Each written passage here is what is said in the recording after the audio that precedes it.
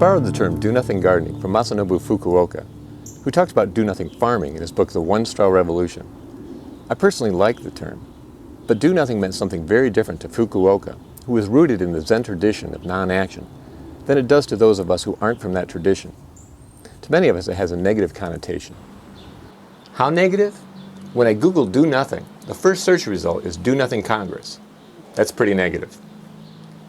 As an alternative, I've considered lazy gardening, but of course lazy has negative connotations as well. So today I thought I'd reframe do nothing gardening in a way that might be more appealing to some, in terms of higher productivity and lower costs. But first I'll briefly talk about what I mean by do nothing gardening. To me, do-nothing gardening starts with Fukuoka's question, how about not doing this? How about not doing that?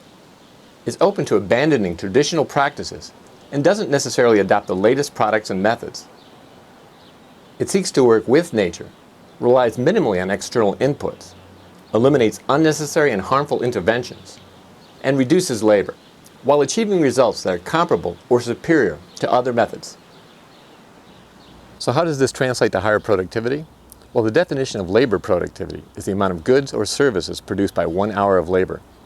Consistent with this definition, do-nothing gardening produces comparable or higher yields with less labor.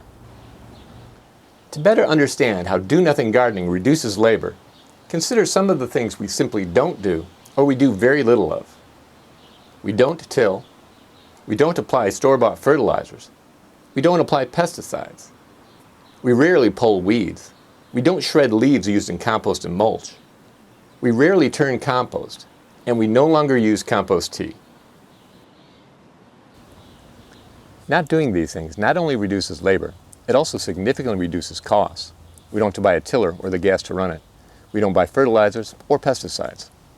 And we also incur less of an environmental cost because we're not using potentially harmful products. So those are some of the common gardening practices that we don't do. Now let's take a look at what we do. We mulch with free local resources to suppress weeds, reduce watering, and build the soil food web. We grow nitrogen-fixing cover crops instead of relying on nitrogen fertilizer. We grow lots of self-sowing annuals and edible perennials that require very little care and only a one-time investment. We allow predators to control most pests and only occasionally resort to manual control. We rarely turn compost, and worms do much of the work for us, even in our outdoor bins. And of course, all compost inputs are free and local.